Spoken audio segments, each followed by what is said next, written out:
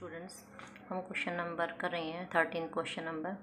Prove that the shortest time from rest to rest in which a steady load P tons can lift a weight of W tons through a vertical distance H feet is this second. हमें prove करना है कि shortest time find out करना है rest to rest में, कि हमारे पास कम से कम कितना कम से कम लिस्ट टाइम हमें निकालना है कि रेस्ट टू रेस्ट पोजीशन पे आने के लिए, जहाँ पर जो हमारे पास जो लोड है, जिस पावर्स के साथ उसको खींचा जा रहा है ऊपर लिफ्ट जो हमारे पास जो फोर्स है वो P टन्स के हिसाब से हमारे पास क्या कर रही है, ऊपर की तरफ जा रही है। एंड वेट है हमारे पास जो बॉडी में जो वेट है वो है W tons through a vertical distance H feet. और जो वर्टिकल डिस्टेंस दे रखी है हमारे पास रेस्ट टू रेस्ट पोजीशन की, वो दे रखी है बच्चों H। हमें वो T टाइम निकालना है, शॉर्टेस्ट टाइम T1 प्लस में T2। ठीक है, तो यहाँ पे जो है ये मैंने पहले बताया था, क्वेश्चन नंबर 13 और क्वेश्चन नंबर 10 एक जैसे ही सम है। यहाँ पे यही चीज़ लिखनी है आपको, since the motion is from rest to rest. ठीक है, the time of motion shall be least. जो टाइम ऑफ द मोशन है वो लिस्ट कब होगा, अगर first part of the motion is that of uniform acceleration. जो हमारे पास जैसे मैंने बताया था कि जैसे पार्टिकल है आपके पास, बॉडी है, ये लिफ्ट है, लिफ्ट के अंदर बॉडी है, ये बॉडी लिफ्ट के थ्रू क्या जा रही है, ऊपर जा रही है। ठीक है, यहाँ पे आ जाती है रेस्ट में, लास्ट पोजीशन में। ठीक है, रेस्ट टू रेस्ट पे आती है, यहाँ पे जा रही है। तो मैंने बताया था यहाँ पे इस टाइम को जो है ये जो हमारे पास इंटरवल है, इसको दो जितना भी जैसे टी टाइम लगता है इसको 2 पोर्शंस में डिवाइड करना है, एक T1 और एक T2। तो ये टाइम यहाँ से यहाँ तक जो टाइम लगता है वो T1, यहाँ से यहाँ तक जाने में कितना टाइम लगता है, T2 टाइम लगता है। T1 और T2 टाइम होगा। और ये वाली जो डिस्टेंस है बच्चों, ये इन्होंने गिवन है H, ये H वाली गिवन है।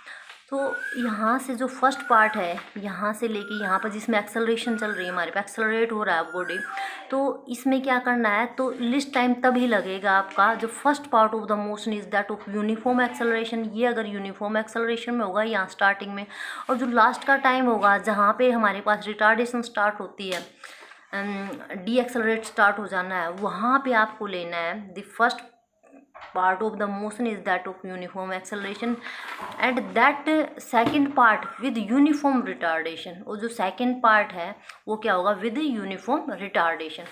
second part में क्या होगा, shall be list if the first part of the motion is that of uniform acceleration and the second part with uniform retardation। ये चीज़ ही लिखनी है इसके अंदर। फिर है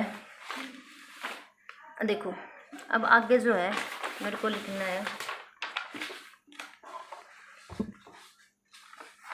एफ एक्सेलरेशन क्या अपवार्ड डायरेक्शन में है, अपवार्ड डायरेक्शन में। तो यहाँ पे जो इफेक्टिव फोर्स बनेगी हमारे पास, वही डायग्राम से ही डायग्राम बना सकते हो आप। ये वाला ये ए होगा, ये ओ होगा, यहाँ पे एल हो गया, यहाँ पे बी पॉइंट हो जाएगा हमारे पास। ये टाइम T1 है, ये टाइम T2 है बच्चों। ये V वेलोसिटी है यहाँ से यहाँ तक की, ये V है मैक्सिमम वेलोसिटी V। ओके, अब यहाँ पे जो है देखो दो फोर्स बता रखे हैं इस क्वेश्चन में, कि एक तो जो है P टन्स कैन लिफ्ट। ठीक है, जो हमारे पास लिफ्ट में जो पावर है जो इसको ऊपर की तरफ लेके जा रही है, ठीक है, तो इफेक्टिव फोर्स तो उसी तरफ जा रही है ना। तो एक तो हमारे पास P टन है, और दूसरे वाली जो फोर्स है बच्चों इसमें जो इसके अंदर बॉडी के अंदर हमारे पास जो मास है वो कितना है, W टन है। तो ये W टन, तो इफेक्टिव फोर्स बनेगी आपके पास, इफेक्टिव फोर्स एक आ गया आपके पास P टन किसके अंदर है, जो लिफ्ट जो फोर्स जिस फोर्स से लिफ्ट इसको ऊपर लेके जा रही है वेट को, और एक वेट है W टन्स जो हमारे पास वेट है कैन लिफ्ट ए वेट कितना दे रखा है बॉडी के अंदर, वेट जो W। तो इफेक्टिव जो हमारे पास फोर्स आएगी, इफेक्टिव फोर्स ऊपर की तरफ अपवार्ड डायरेक्शन की तरफ जो इफेक्टिव फोर्स बनेगी वो क्या बनेगी, अपवार्ड्स, क्योंकि ऊपर की तरफ ही जाके यहाँ पे है हमारे पास बॉडी, और इसको हमने क्या लिफ्ट किया ऊपर की तरफ लेके गए, अपवार्ड डायरेक्शन में हमारे पास, अपवार्ड डायरेक्शन। तो this will be P minus में W, क्योंकि दोनों के दोनों टन्स में, ये P टन्स है और वेट भी हमारे पास W टन्स में दे रखा है। P माइनस में W क्या आ जाएगा, टन्स में लिखा जाएगा, टन।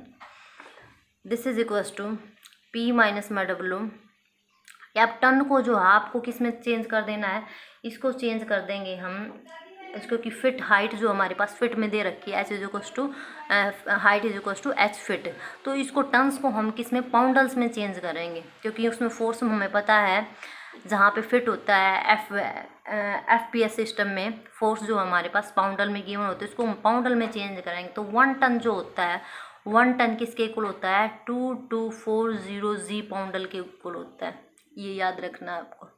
2240 जी पाउंडल के इक्वल होते हैं। तो इसको हम चेंज करेंगे यूनिट को, टन्स की जगह क्या लिख देंगे, मल्टीप्लाइड बाय 2240 जी इंटू पाउंडल्स, ये यूनिट लिखा दी मैंने, इसे चेंज कर दिया।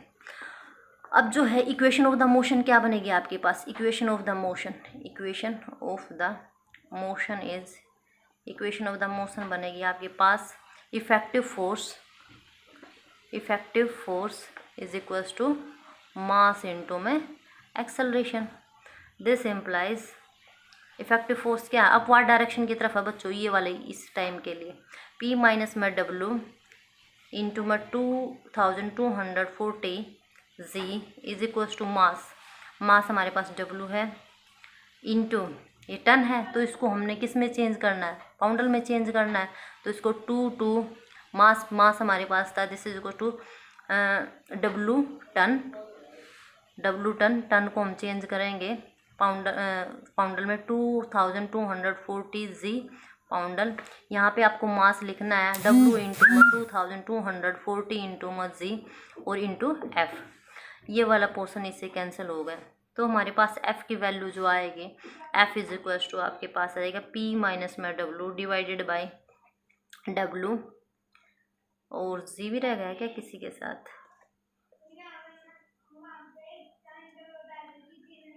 ओके इसके साथ जी नहीं लगेगा, mass is equals to this ton, 1 ton, okay. एक मिनट, इसकी यूनिट चेक करनी पड़ेगी बच्चों, एक मिनट, यूनिट में इसमें पीछे तो नहीं दे रखा शायद, पाउंडल में जो है, अच्छा 1 LBS जी पाउंडल्स तो वैसे लगता है टन्स में,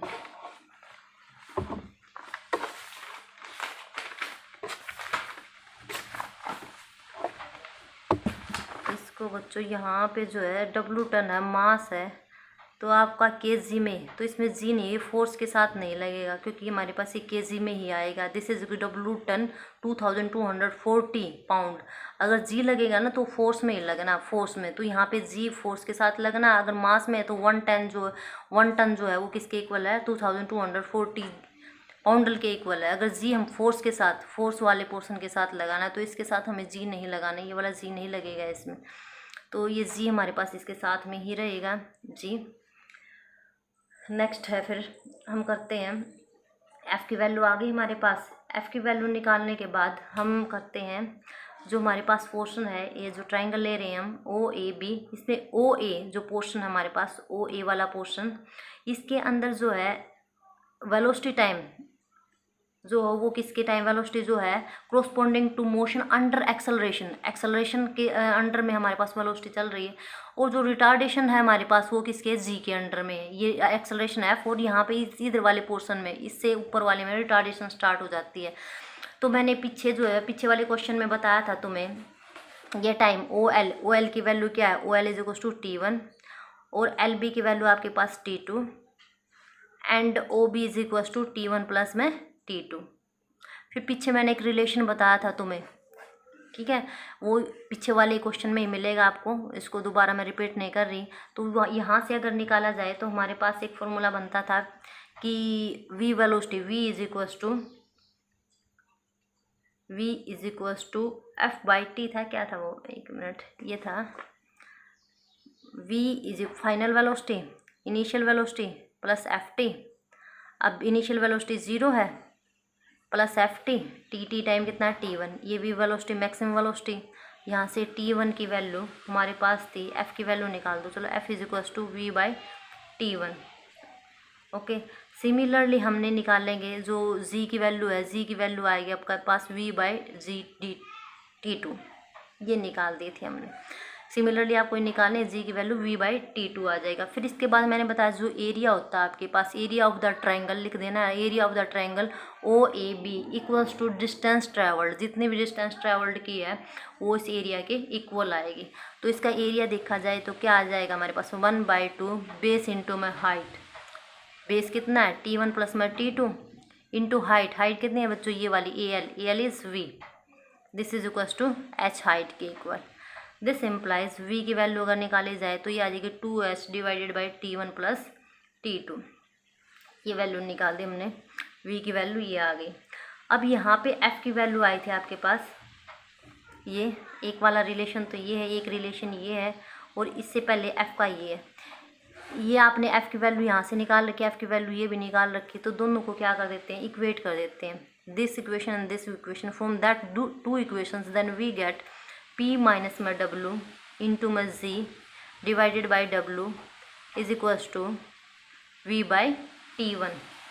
v/t1 यहाँ से t1 की वैल्यू, क्योंकि t1 और t2 की हमने क्या निकालनी है, वैल्यू, टाइम की वैल्यू निकालनी है, तो t1 को इसमें से एलिमिनेट कर लेते हैं। v इंटू में w divided by p minus में w इंटू में z, ये बन गया आपके पास ये t1 की वैल्यू। सिमिलरली अगर हम हमारे पास t2 की वैल्यू यहाँ से निकालें, t2 की वैल्यू आएगी t2 is equals to v/z। अब t1 प्लस t2 हमें टोटल टाइम निकालना है, t is equals to t1 plus में t2, this is equals to, ये वैल्यू पुट कर देते हैं, t1 इज v/z इंटू में w divided by p minus में w प्लस में t2 v/z। इसमें से कॉमन निकाल दिया, v/z को हमने कॉमन निकाला, v/z अंदर बचेगा w अपॉन में p माइनस में w plus 1। This implies v/z, इसको फिर हम सोल्व करेंगे तो w से w कैंसिल हो जाना है, हमारे पास p अपॉन में p माइनस में w बच जाता है। दिस एम्प्लाइज t1, देखो क्वेश्चन में हमने क्या कर रखा है, t1 प्लस में t2, अगर देखा जाए तो दोनों तरफ जो है हम स्क्वायर करेंगे t1 प्लस t2। अब v की वैल्यू हमारे पास गिवन नहीं है, v को हमने एलिमिनेट करना पड़ेगा। ये जो v की वैल्यू है बच्चों, ये हमारे पास गिवन नहीं है, इस v की वैल्यू जो है यहाँ से हम एलिमिनेट करते हैं इधर से। t1 plus t2 is equals to v की वैल्यू आपके पास 2h अपॉन में t1 plus t2 divided by z into में p divided by p minus में w। अब यहाँ से जो है आपको करना है, इस t1 प्लस में t2 को उस साइड लेके जाना है, इस वाले को इधर लेके जाएंगे तो स्क्वायर 2h अपॉन में z p माइनस में pw। फिर इसका क्या करेंगे, ये स्क्वायर है उस साइड लेके जाएंगे, स्क्वायर रूट हो जाएगा, तो स्क्वायर रूट ऑफ ये कैंसिल होकर स्क्वायर रूट बन जाएगा 2h बाई जी इंटू में p divided by p minus में w। तो ये आपके पास हो जाएगा क्वेश्चन नंबर 13। ओके, इसको ट्राई कर लेना, और एग्जाम्पल जो है सेम लाइंस पे ही आपको ये एग्जाम्पल करना है, 10th एग्जाम्पल। नेक्स्ट क्वेश्चन करते हैं हम। अब जो नेक्स्ट आपके पास रहेगा एक 11th सम, इसको नेक्स्ट वीडियो में सेंड करते हैं। ओके।